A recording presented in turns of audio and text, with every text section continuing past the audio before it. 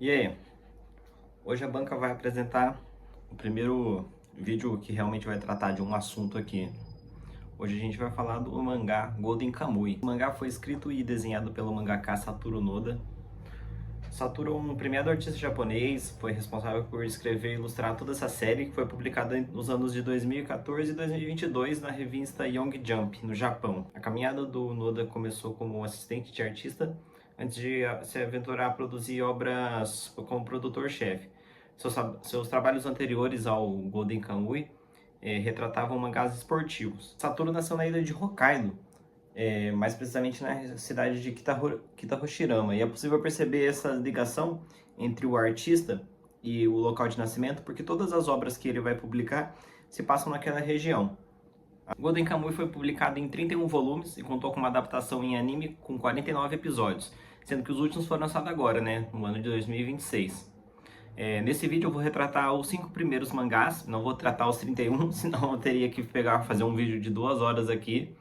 E eu não tenho tanto conhecimento de edição e para conseguir pôr no ar uma obra desse tamanho. Então eu vou falar sobre esses 5 primeiros com esse intuito de mostrar para vocês a obra, de falar minhas visões, mostrar algumas partes históricas e alguns paralelos com a realidade que esse autor coloca, e também deixar para vocês uma pontinha aí, para quem interessar, correr atrás para assistir. Aqui na descrição eu vou deixar uns links da estante virtual. Eu não ganhei nada com isso, não são links meus, mas pô, para não ficar nessa cultura de só atrás de Amazon, livro novos, a gente tem que fazer rodar o mundo dos sebos aí. Quem quiser conhecer, tá aqui embaixo. No Golden Kamuy, nós estamos no Japão, no final do século XX, mais precisamente no ano de 1907. É estranho pensar, que nessa época já existiam algumas empresas como a Nintendo, a Mitsubishi, Daihatsu, que é uma empresa de motores, e o Japão, enquanto o Sul se industrializava muito e já tinha grandes inovações, a parte norte ainda vivia uma espécie de... Como foi nos Estados Unidos a expansão ao oeste, o Japão corria com a expansão ao norte, nas ilhas de Hokkaido e naquelas outras ilhas mais para cima que geraram confrontos com a Rússia, nas guerras sino-japonesas, pelo controle dessa região. Além da questão da industrialização, existiam nessa parte também uma grande disputa territorial. A primeira parte do anime vai retratar essa guerra russo-japonesa. A primeira parte do anime vai retratar essa guerra russo-japonesa, que ocorreu ali entre 1904 e 1905. Nesse início a gente vai acompanhar Saishi Sugimoto, um oficial da primeira divisão do exército que está dentro de uma trincheira. A primeira visão que a gente tem dele já é uma visão muito interessante, A gente vê ele mordendo uma formiga, masca, manda os soldados se carregarem e ele parte para cima do inimigo. Nesse rompante de raiva, a gente consegue observar como o Sugimoto é forte e como o apelido que usam para ele faz sentido, Sugimoto, o imortal. Nessa parte a gente consegue observar que o mangá retrata algumas partes bem violentas, Tem algumas cenas bem fortes, então não é assim um mangá que vai ter uma leitura tão aberta assim para todo tipo de público, Mas ali da adolescência para cima. Depois que a gente tem esse rompante de raiva, a gente percebe que isso nada mais é do que uma memória, Sugimoto agora tá dentro de um rio, ainda com as roupas do exército, mas agora ele tá minerando, Ele tá fazendo ali o serviço de garimpo, tentando extrair algumas pepitas de ouro. Muito interessante, quando a gente parar para pensar em algumas sutilezas que a série vai retratar. Enquanto o personagem estava na guerra, ele estava ardendo em fúria e se colocava em perigo, agora ele está no ambiente ermo, calmo, tentando ir atrás de ouro. O que mostra já que a guerra talvez não tenha feito tanto valer a pena assim, porque se o soldado foi para a guerra e depois de alguns anos ele já está precisando trabalhar em outro emprego, a gente consegue perceber essa dualidade, entre ir para a guerra e a real condições dos soldados. Junto de Sugimoto, a gente tem um outro personagem, que é um senhor que está embriagado, trocando uma ideia com ele ali, falando que para ele que naquela região não tem mais ouro, que todo o ouro foi levado pelos Ainus e que além disso, esse ouro que foi levado pelos Ainus foi roubado por outra pessoa. Um cara que roubou os Ainus, matou todos eles e foi preso. Dentro da cadeia, esse preso contou essa história para os outros e disse: gente, eu sei onde tem um tanto de ouro escondido, eu sei o mapa de cabeça, e eu vou tatuar vocês para que a gente possa sair daqui, se juntar e ir atrás e pegar esse ouro pra gente. Sugimoto ouve a história, não leva muito a sério, mas enquanto ele está ali distraído na função de fazer esse garimpo das pepitas, ele percebe que o senhor, que o mesmo senhor que contou essa história para ele, agora aponta uma arma para ele. Diz para ele que falou demais e parte para cima. Esse embate deles é muito interessante porque a gente também dentro do mangá consegue já nos revela o porquê que Sugimoto tá precisando de dinheiro. A Umeko e seu filho são a mulher e filho de um ex-companheiro de guerra de Sugimoto, que morreu na guerra, né? E a Umeko tem um problema na visão e o marido dela disse que ele precisaria de uma grana para poder mandar ela para os Estados Unidos para fazer um tratamento. Depois desse leve confronto entre Sugimoto e esse senhor bêbado, o senhor consegue dar a fuga do soldado, né? E entra para dentro da floresta. É aí que a gente consegue perceber um outro elemento bem bacana que vai ter essa história, que é a vida dentro da floresta nesse período do Japão. E é um ambiente muito hostil, né? Muita neve, muito frio, aquela região é uma região muito gelada. E antigamente as condições para sobrevivência naquele local eram bem diferentes. Depois do confronto, Sugimoto anda mais um pouco e acaba encontrando esse homem enterrado, espécie de toca de urso, que é onde os ursos deixam os alimentos que eles não terminaram de comer, eles deixam escondidos para que não estrague, também para que nenhum outro bicho venha. Como se não bastasse a batalha com esse senhor, Sugimoto também agora precisa enfrentar um urso, que parte para cima dele, e enquanto eles estão nessa batalha, aparece a nossa segunda personagem principal. Portando uma flecha, a Zirpa entra na história, né? A Zirpa é uma garota Ainu, não é revelado a idade dela ali, mas a gente pode perceber que ela é uma adolescente. E ela salva o site com um disparo de arco e flecha. Depois que eles conseguem derrotar esse urso, o site vai mexer nesse senhor e ele percebe que ele tem as costas tatuadas. Depois deles terem esse embate, o site vai até esse senhor, tira as vestes deles e percebe que ele tem o dorso tatuado. Ou seja, aquela história que ele contou no início era verdade. Além de ser verdade, esse era um dos presos que estavam lá, né, nessa história. Ele então resolve questionar a Zirpa, né, por ela ser uma menina Ainu sobre essa história, e ela confirma. Inclusive, o pai dela foi um dos Ainus mortos, né, por esse ladrão de ouro. Então a gente tem aí, né, a primeira relação que vai unir esses dois personagens, né? A Zirpa, que teve o pai assassinado por esse ladrão de ouro, e a vontade de Sugimoto de conseguir esse ouro para conseguir cumprir a promessa que ele tinha feito com Toraji, né? Que era o amigo dele da primeira divisão. Sugimoto e a Zirpa então vão conversando e eles vão se dando bem ali. Ele percebe que sem ela, por mais que ele tenha esse treinamento militar, ele não vai conseguir ficar dentro da floresta, porque é um outro tipo de ambiente, né? Um ambiente hostil.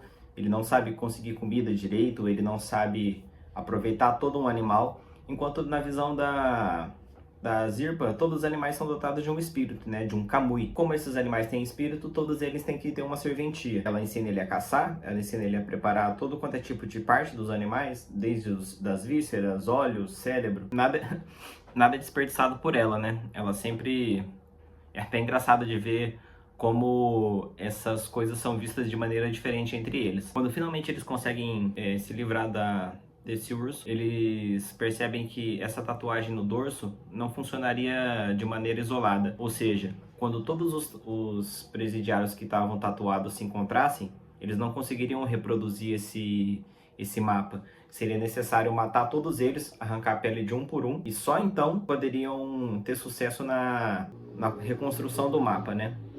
Então é interessante de ver como esse criminoso que fez o roubo conseguiu enganar até os presidiários, né? Ele conseguiu criar uma narrativa falsa para que eles confiassem nele e depois passassem por essa parte, né?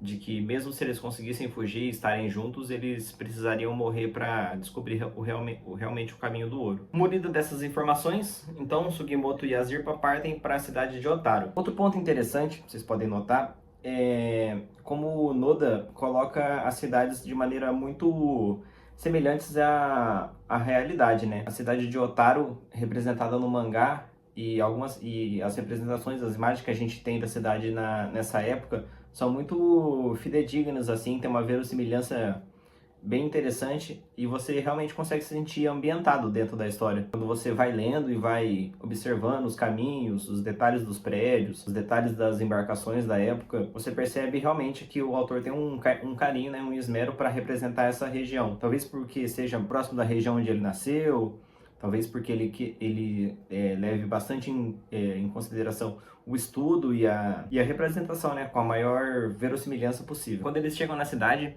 a gente começa a ter aquelas clássicas imagens de inocência, né? Enquanto a Zirpa é uma garota Ainu do interior, ela anda pela cidade e chama atenção, porque além de não ser comum ver pessoas Ainus dentro das cidades, por conta de algumas regras que o Japão tinha, que a gente vai comentar um pouco mais pra frente, era mais raro ainda ver alguma dela andando junto de um militar, né, de uma pessoa do exército imperial. Então, eles dentro das cidades começam a chamar a atenção. A Zirpa acha tudo muito engraçado, ela não consegue entender e vai andando pela cidade com um pedaço da pele daquele criminoso que eles arrancaram, perguntando: ah, vocês viram alguém com essa pele? Quando eles percebem que começam a chamar muita atenção, eles resolvem sair da cidade. Só que ao sair da cidade, eles percebem que estão sendo perseguidos, né, por mais uma pessoa. E aí o mangá sempre vai girar nessa base, né, de perseguição, tiroteio, troca de tiro.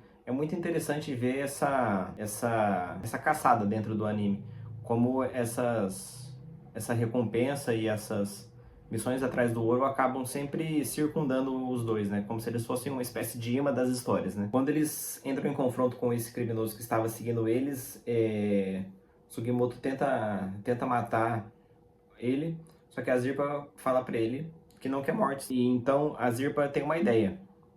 Eles prendem o criminoso num pedaço de madeira, com os braços abertos, e ela vai desenhando, né, a tatuagem das costas dele, para que eles possam juntar depois. Só que enquanto esse criminoso tá preso e ela tá desenhando, um tiro estrala e estoura a cabeça dele. Saiji então percebe que havia outra pessoa que quem estava seguindo eles e executou esse criminoso era um oficial do exército, mais precisamente da 7ª divisão. Após a morte desse criminoso que está junto deles, eles percebem que quem estava seguindo eles na verdade era um militar do exército.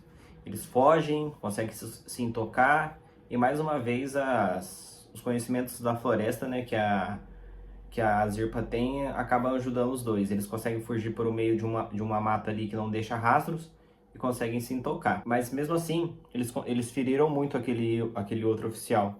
E aí isso acaba despertando a curiosidade dessa divisão 7, que começa a ir atrás dele. Ou seja, agora além dos criminosos que têm a pele tatuada, que já estão percebendo que tem pessoas seguindo eles, agora tem essa 7ª divisão do exército que também está atrás de Sugimoto e de Zirpa. É muito legal a gente ver também dentro do anime algumas receitas que a Zirpa faz, entre elas o Citatap, que é basicamente transformar a carne em pasta com esse barulho, né? Ela vai cortando com a faca que ela tem, e esse barulho da faca batendo na madeira, batendo na pedra, frequentemente dá o nome ao prato, né? Outra coisa que vai ficando evidente dentro do anime também é o militarismo que existia nessa época, né? No final do período Meiji, depois das guerras, o Japão precisava manter suas fronteiras. Por quê? O Japão foi unificado no ano de 1896. Ou seja, ali em 1907, faziam poucos anos que o Japão, principalmente a parte de cima ali de Hokkaido, onde teve uma república de Ezo, havia sido anexada ao Japão. E então o militarismo estava muito forte naquela região, principalmente para proteger as fronteiras, para cercar qualquer tipo de revolução e para não deixar nenhum tipo de explosão social surgir por ali, né? E a gente vê a presença de militares frequentemente dentro das cidades ali em Hokkaido. As Zirpa e Saishi montam muitas armadilhas em volta das cabanas onde eles ficam, né? E dessa vez um dos que se é pego nas armadilhas deles é Yoshitake Shirashi, que é conhecido como o Rei das Fugas. Sashi e a Zirpa vão tentar caçar uma lebre e percebem que o criminoso fugiu. Nessa fuga, então, Sashi vai atrás dele e eles acabam caindo dentro de um rio. Nessa hora, ele se vê necessariamente precisando negociar com o criminoso, né? Shirashi fala para ele que ele só vai ajudar Sashi a não morrer de hipotermia caso ele prometa que eles vão juntos dividir esse ouro no final. Saishi não quer colaborar, né, com o criminoso, mas ele percebe que se ele não fizer isso é o fim, e então, de dentro da boca, Shirashi tira uma bala, eles conseguem acender uma fogueira, e ele percebeu que, na verdade, Shirashi poderia a qualquer momento sobreviver sem ele, mas mesmo assim ele preferiu fazer um acordo com o Saishi para que eles ficassem juntos nessa, né? Interessante você perceber, né, que na obra os personagens têm muita dualidade, né? Ninguém é alguma coisa o tempo todo. A gente percebe na história que os personagens têm muito mais facetas, né? Do que simplesmente sim ou não, bem ou mal. A gente percebe que quando é necessário, o site é capaz de negociar com o criminoso, que os criminosos, quando se veem encurralados, negociam com os militares, como os militares, negligenciados pelo Império Japonês, começam a seguir os próprios passos, né?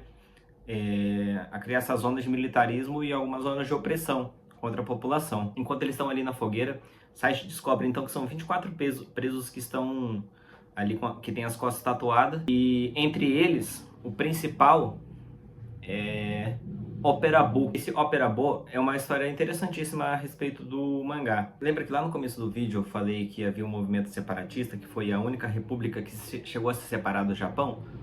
Olha na tela, rapaziada, aí, ó. Esse camarada é o Hijitaka Toshizo.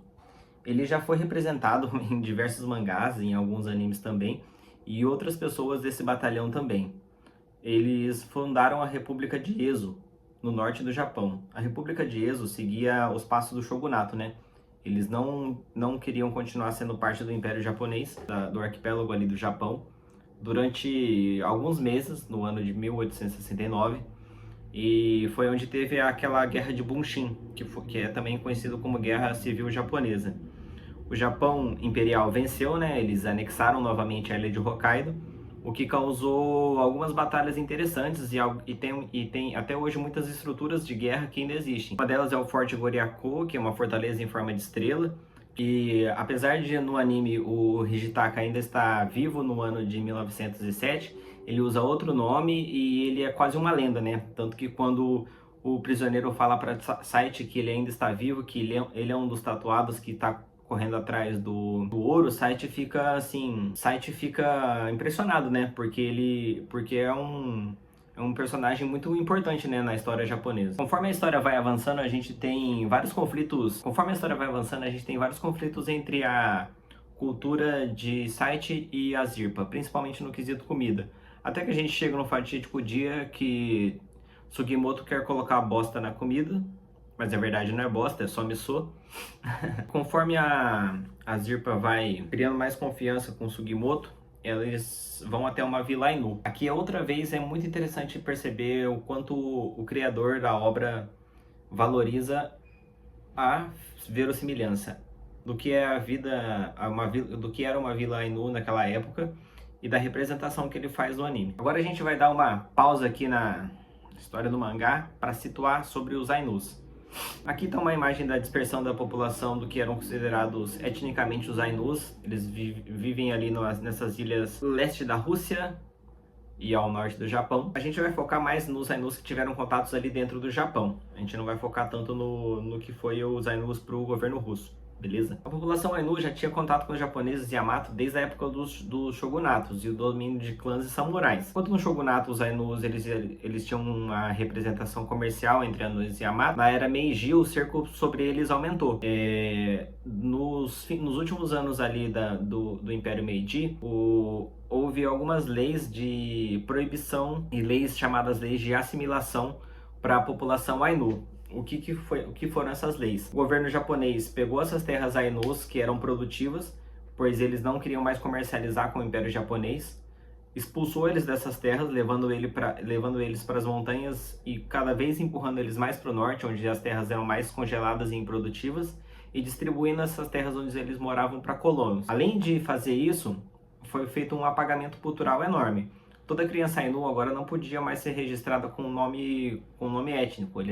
Ele necessariamente deveria ser registrado com o nome Ainu, e a língua era proibida, eles não poderiam falar nas cidades, né? Era muito mal visto isso. Quando a gente para olhar, né, sobre os eventos passados da formação de países, formação de impérios, a gente consegue perceber a brutalidade que muitas vezes ocorreu com as populações locais. Tanto aqui no Brasil, a gente teve isso com as populações indígenas. Lá no Japão, com as populações consideradas por eles indígenas ou originárias, né? Eles não utilizam esse termo.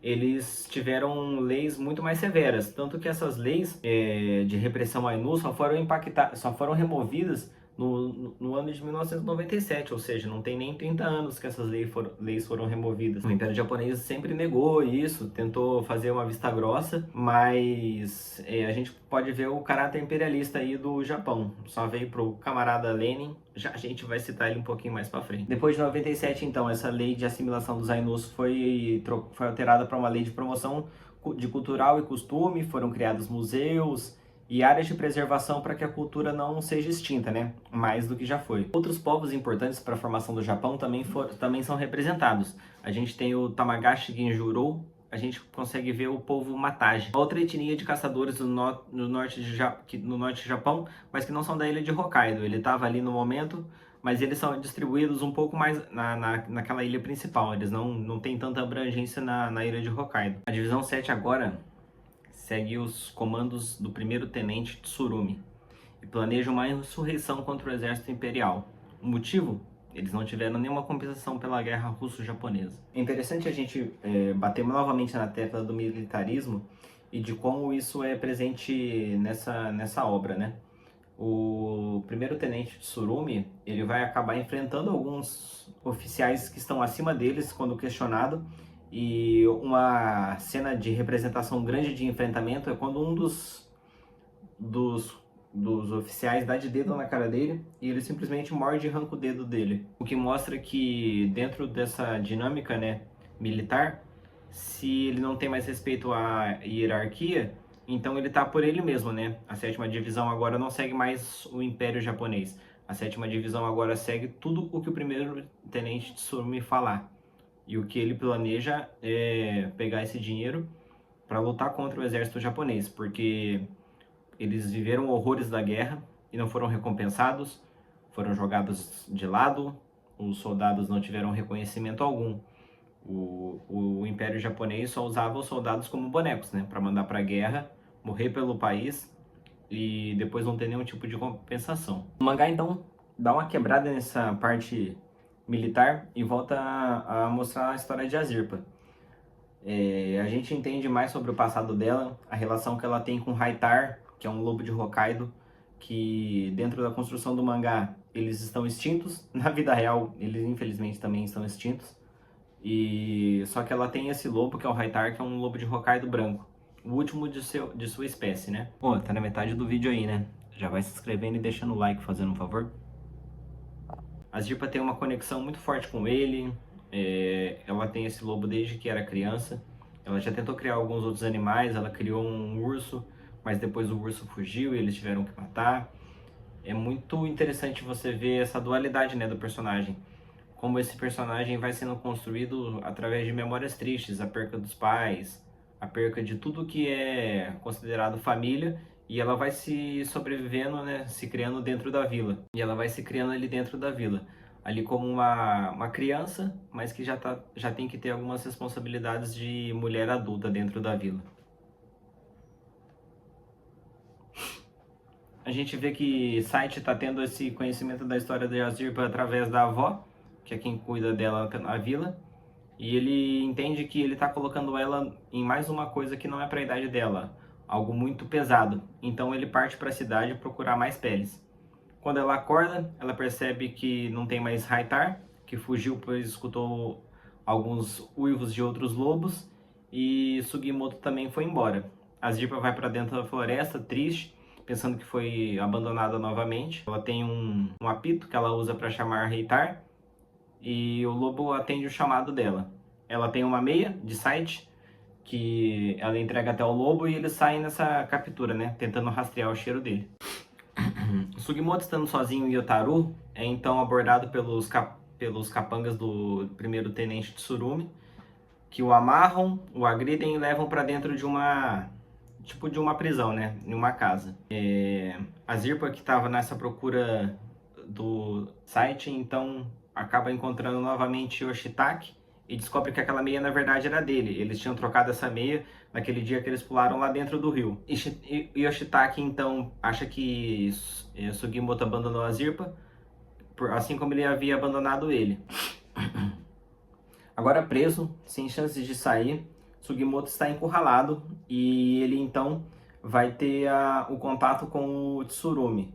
E a gente percebe que esse primeiro tenente, testa de ferro, literalmente, tem ambições terríveis a respeito. Ele não liga para nada, ele só quer tomar o norte do Japão. Enquanto o Site está ali com o tenente, a gente percebe que ele não tem mais amarra nenhuma mesmo com o Japão.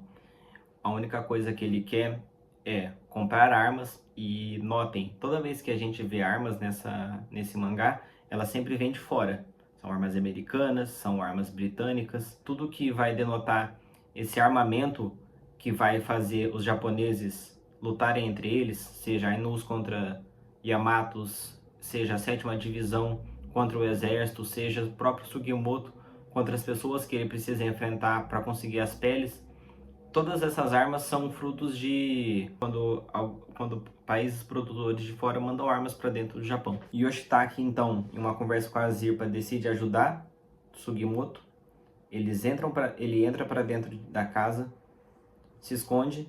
Sugimoto então consegue atacar os capangas de Tsurumi e ele consegue vencer eles. Quando o Tsurumi entra para ver o que aconteceu, o Sugimoto está com a mão na barriga, com as tripas para fora, todo ensanguentado. A verdadeira motivação de Tsurumi ter mandado os seus homens capturarem Site é porque ele quer que o Sugimoto faça parte da sua divisão, que ele ajude a Tsurumi a tomar a ilha de Hokkaido para ele. Como o Sugimoto nega e fala que o primeiro tenente está louco, que isso não faz o menor sentido, ele então é atacado pelos homens, consegue ganhar.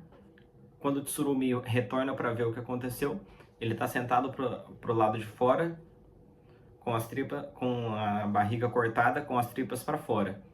Tsurumi então coloca Sugimoto dentro de um trenó e pede que seus homens o levem o mais rápido possível para um hospital, pensando que se salvá-lo, ele então seria grato a ele. Quando ele vai então analisar seus homens mortos, ele percebe que na verdade Sugimoto os enganou. Ele cortou a barriga de um deles, fechou o cinto e usou as tripas de um homem para fingir que era dele.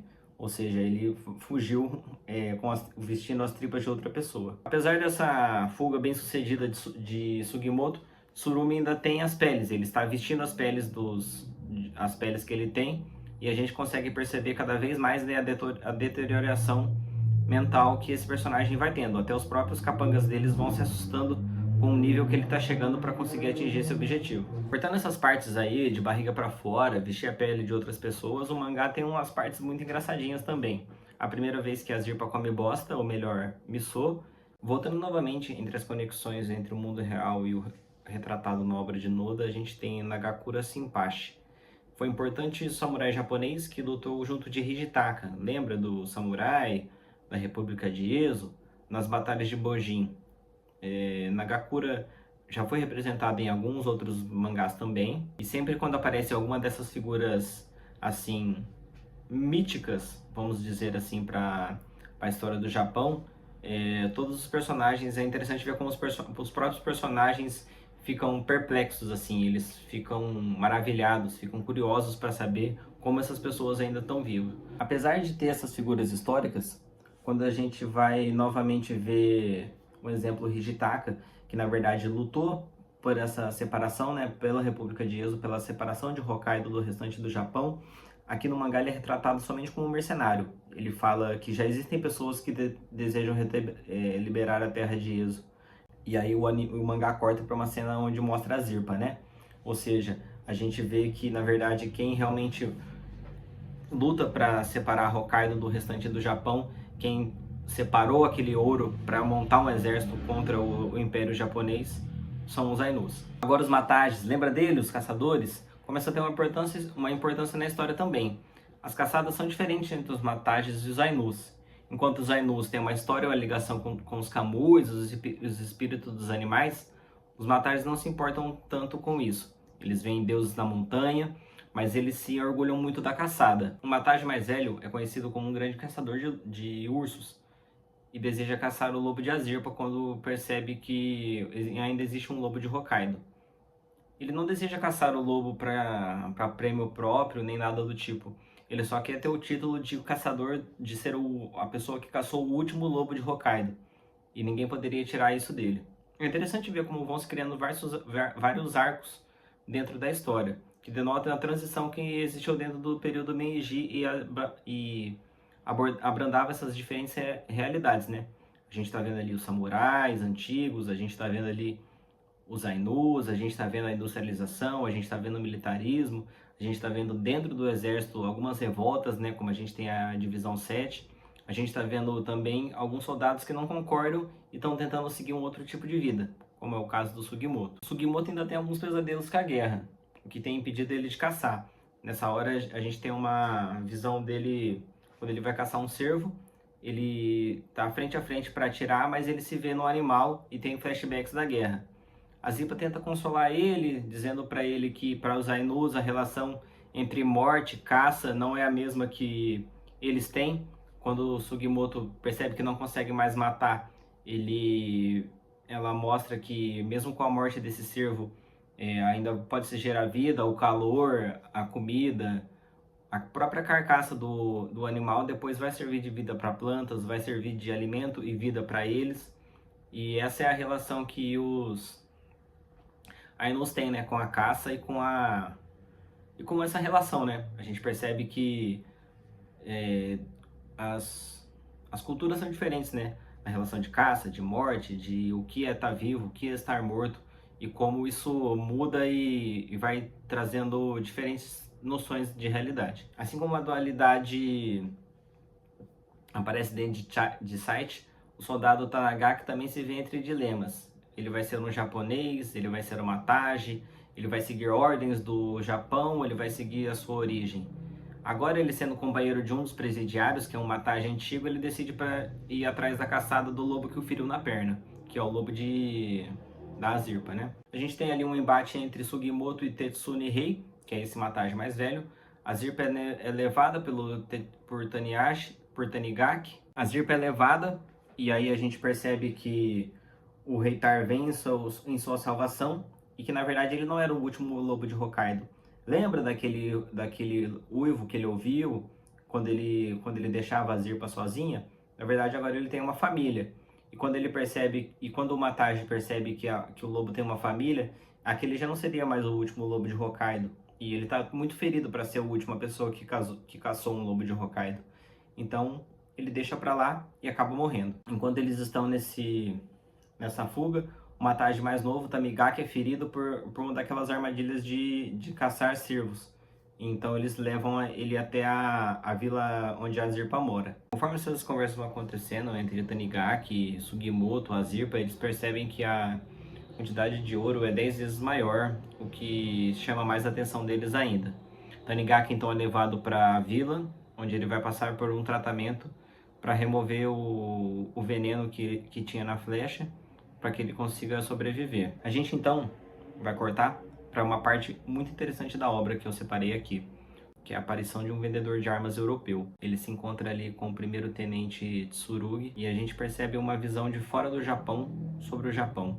Mr. Thomas não liga para quem vai usar as armas, para quem ele está vendendo, e ele só sabe que as armas que ele vende são caras, a guerra é um negócio muito lucrativo e que ele não tem escrúpulos nenhum. É evidenciado como, apesar do Japão exercer o imperialismo dentro do país, como os outros países também tentam inserir o imperialismo ali dentro. Lembra quando a gente estava vendo que as armas que circulam na série, a grande maioria delas não são de origem japonesa? A gente tem ali então o que o Lenin vai chamar de imperialismo, né? A etapa superior do capitalismo. Essa produção de armas encheu a Europa e precisava escoar para algum lugar. E quem mais lucra com a guerra não é quem vence, né? Quem vende a arma. A gente consegue perceber que essas noções são colocadas como nuances, né, na série. Você precisa ir pensando e pescando. Mas é muito interessante ver como os personagens de fora são colocados de maneira bem característica, né? Mr. Thomas, um vendedor de armas, ele anda todo engomadinho, mas ele não tem educação ou noção alguma, né? Ele só pensa em negócios e vender armas e cada vez lucra mais com as guerras separatistas que estavam tendo ali no Japão. Enquanto o Mr. Thomas fala, Tsurumi tem uma visão do seu passado. A gente pode ver o quão cruel a guerra é. Enquanto precisavam de corpos de companheiro como escudo, Mr. Thomas, quanto mais munições vender, melhor. Aqui nessa parte do mangá a gente tem uma visão do imperialismo europeu, sobretudo inglês. Funcionava mesmo sem o Japão ter sido efetivamente uma colônia inglesa. É interessante ver um aliado, ele foi um interessante aliado por dívida, né? Assim como feito por outras colônias, forçar divisões entre os mesmos para depois conquistar. Essa dinâmica cínica que o Mr. Thomas traz ilustra perfeitamente o que Vladimir Lenin chamou de imperialismo. Explicava que quando o capitalismo atingiu, né, seu ápice industrial, ele não exportava mais apenas produtos comuns, ele passa a exportar capital e armas para influenciar a guerra em outros países. O Mr. Thomas ali vive a personificação dessa teoria. Ele não se importa com ideia para os ideais de Tsurumi ou para o sofrimento dos Ainus. Para o capitalismo imperialista, a fronteira do Japão ali com a República de Ezo é só mais um mercado consumidor que precisa ser abastecido com chumbo e sangue. O que eu achei do mangá até aqui é um mangá muito interessante, eu gostei de ler, tô gostando... O que eu achei do mangá até aqui é que é um mangá muito interessante, eu gostei muito de ler. A história se desenrola muito bem, apesar do mangá ter essas partes onde tem muita perseguição, muita tecnicalidade, quando eles vão falar da caça, quando eles vão falar da importância disso, de como preparar aquilo. É muito interessante a gente ter acesso a essa cultura, né? Apesar dele ser um mangá, apesar dele ser um seinen com aventura histórica ali, ele tem esses paralelos, né, com a realidade que torna ele cada vez mais interessante, né? Eu particularmente gosto de consumir histórias que fazem essas pinçadas, né, com a realidade para produzir uma obra para além dela. No geral, é isso.